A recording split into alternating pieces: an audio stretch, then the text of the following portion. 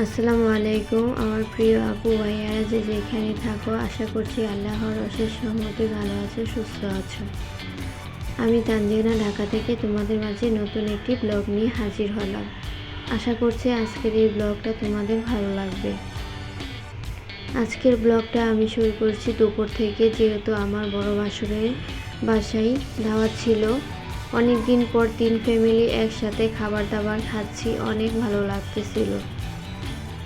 আর এদিকে আমার মা নানু সবাই আসছিল, সে উপলক্ষে 3 ফ্যামিলি একসাথে দুপুরের খাবারটা খেয়েছি অনেক দিন পর, অনেক ভালো লাগলো। তো দুপুরে ভাবি রান্না করেছে, অনেক কিছু আয়োজন ছিল, চিংড়ি মাছ, গরুর মাংস, মুরগির রোস্ট, ডিম ভাজি, শুটকির ভর্তা, ডাল, পোলাও, ভাত, অনেক কিছুই আয়োজন ছিল, সাথে মিষ্টি, দই, মিষ্টান্ন সব কিছু ছিল। তো খাবার দাবার শেষ করে বিকেলে নাস্তাটা শেষ করে চলে আসলাম বাসায়। আর এদিকে তোমাদের ভাইয়া বড় একটা রুই মাছ, বড় একটা ফুলকপি নিয়ে আসছে, যেহেতু বাসায় অনেক মানুষ সেজন্য।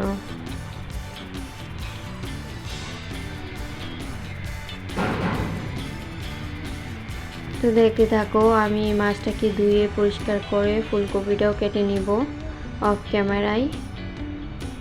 অফ ক্যামেরা বলতে আমি এটাকেও দেখাতে চেয়েছিলাম, কিন্তু আমার ক্যামেরাটা অফ হয়ে গিয়েছিল, আমি বুঝতেই পারিনি, সেজন্য ওইটা শেয়ার করতে আর পারলাম না। তো এটাই তোমাদের সাথে শেয়ার করলাম। দেখো মাছটা, ফুলকপিটা অনেক সুন্দর ছিল, আর শীতের দিনের এই সবজি তো টাটকা, অনেক ভালো লাগে খেতে। তো এই তো মাছটাকে ধুয়ে ফুলকপিটা কেটে নিয়েছি। রান্না সন্ধ্যার পর করব। এখন হচ্ছে বিকাল 5টা বাজে। তোমাদের ভাইয়াকে দেখাচ্ছিলাম মাছটা কতটুকু রাখবো কি।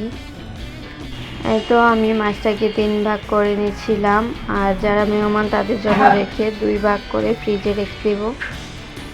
আর এই মাছটাকে আমি আমার মেজো বাসুরের বাসায় পাঠিয়ে দেব ফ্রিজে রাখার জন্য। আর তোমাদের ভাইয়াকেও দেখাচ্ছিলাম যে এগুলা হবে কি না, তো বলতেছিল হয়ে যাবে রাতে, শুধু রাতেই তো খাবো।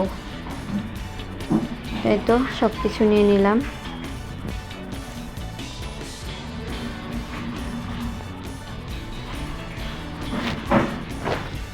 আর যারা আমার ভিডিওটা দেখে চলে এসেছে পর্যন্ত, একটা লাইক করে কন্টিনিউ করে ভিডিওটা, যেন নতুন ব্লগ দেওয়ার সাথে সাথে পেয়ে যেতে পারো তোমরা সবাই।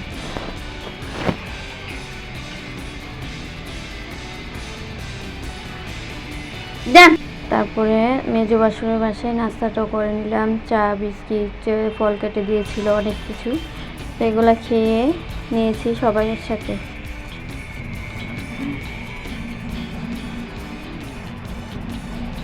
তারপর বাসায় এসে রান্নাটা করে নিয়েছি, সন্ধ্যায় রান্না করে তারপর মার্কেটে যাব, মাকে নিয়ে কিছু কেনাকাটা করবে সেজন্য।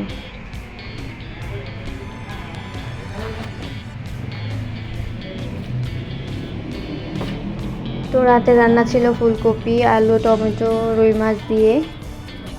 আর যেহেতু আমার বাসায় পাতিল, ছোটো পাতিল দেয়, সেজন্য এই বিশাল বড় পাতিল দিয়ে 2 দিন ধরে রান্না করতেছি বাসায়। তো রান্নাটা কেমন হয়েছে অবশ্যই কমেন্টস করে জানাবা তোমরা সবাই। বন্ধুরা আমাকে সবাই প্লিজ সাপোর্ট করবা ছোট বোন হিসাবে।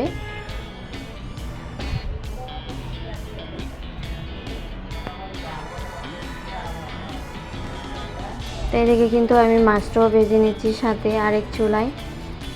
আর রান্নাঘরের সবটা ভিডিও দিতে পারি না, কারণ রান্নাঘরটা দেখতে একদমই ভালো না। যখন সুন্দর করে সাজাবো তখন তোমাদের সাথে রান্নাঘর পুরোটা শেয়ার করব।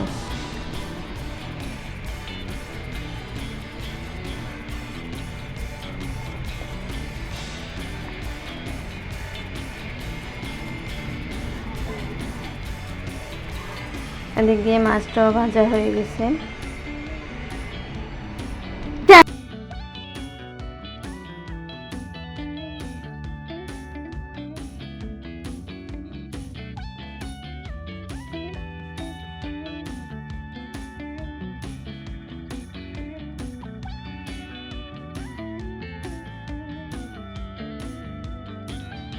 তো আজকের ব্লগটা শেষ করছি, আমি বিদায় নিয়ে নিচ্ছি। সবাই ভালো থেকো, সুস্থ থেকো, আমাকে সাপোর্ট করো প্লিজ।